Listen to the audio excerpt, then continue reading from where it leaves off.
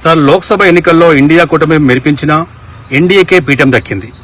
240 సీట్లు గెలుచుకున్న భాజపా ఏకైక అతిపెద్ద పార్టీగా అవతరించింది.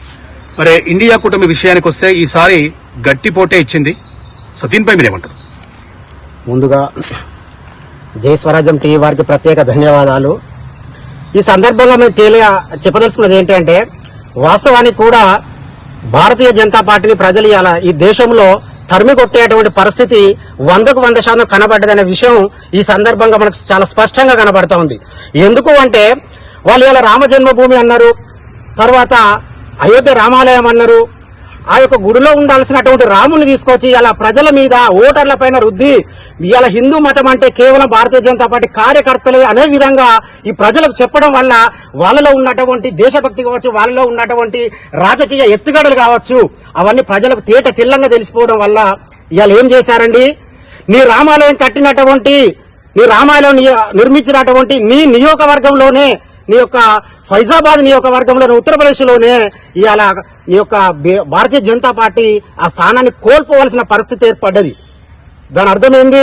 ఇలా ప్రజలు ఏం అనుకున్నారు, ఇలా గుళ్ళో ఉండాల్సినటువంటి దేవుణ్ణి జనాల మధ్యలోకి తీసుకొచ్చి ప్రతి మతం వారికి, ప్రతి జాతి వారికి, ప్రతి అణగారిన వర్గానికి, కుల మత జాతీయ తేడాలు లేవు ఈ యొక్క దేశంలో ఉన్నటువంటి ప్రజలకు.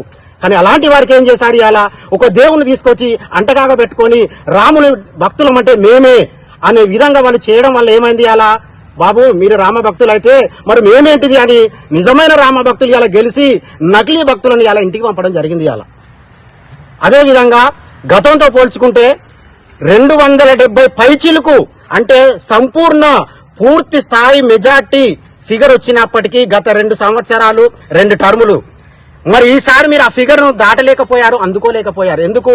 మీలో ఉన్న వైఫల్యం, మీరు చేసినటువంటి మతానికి సంబంధించినటువంటి నష్టం. ప్రతి మతం వాళ్ళు ఈ దేశంలో జీవించే హక్కు ఉంది, కానీ మీరేం చేస్తున్నారు, ఇలా ఒకే మతం పైన మిగతా మతాలను కించపరచడం కావచ్చు, అణగారిన వర్గాలను, ముఖ్యంగా మొన్న జరిగినటువంటి మణిపూర్ అల్లర్ల ఘటన కావచ్చు, ఎంత దారుణం అండి ఇది చెప్పుకుంటే. ప్రధానమంత్రి గారికి ఒక్కరోజు పోయి చూసి మాట్లాడి కనీసం పరామర్శించి అక్కడ జరిగేటువంటి విషయాలను తెలుసుకునేటువంటి సమయం కూడా లేదు ఈ దేశ ప్రధానమంత్రికి. మరి ఏం చేశారు ఇలా? అక్కడ జరిగిన రిజల్ట్స్ ఏంటిది? కాబట్టి ప్రజాస్వామ్య దేశం ఇది, ఎప్పుడూ నియంత పాలన, రాజుల పాలన ఇది ఎప్పుడో పోయింది మన దేశంలో. ఇక నుండైనా ప్రజలకు కావలసిన పరిస్థితులు ఏంటి, ప్రజలకు కావలసినటువంటి అవసరాలు ఏంటి, ఇవి తెలుసుకొని కనుక పనిచేస్తే ప్రజలు ఖచ్చితంగా ఆశీర్వదిస్తారు అనే విషయాన్ని నేను ఈ సందర్భంగా గుర్తు చేస్తా ఉన్నా.